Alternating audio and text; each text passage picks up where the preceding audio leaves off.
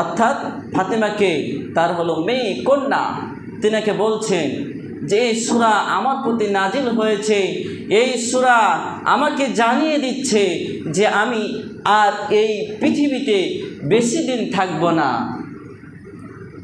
হযরত ফাতিমা রাদিয়াল্লাহু তাআলা আনহা কান্নায় ভেঙে পড়ছেন, কান্না করতেছেন।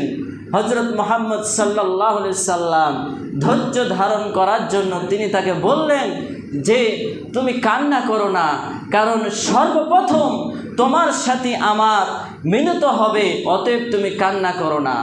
এই দ্বারা বোঝা যাচ্ছে যে রাসূল সাল্লাল্লাহু আলাইহি সাল্লাম এই সূরাটা ইঙ্গিত দিচ্ছেন যে বিশ্বনবী সাল্লাল্লাহু আলাইহি সাল্লাম আর এই পৃথিবীতে বেশি দিন বাঁচবেন না।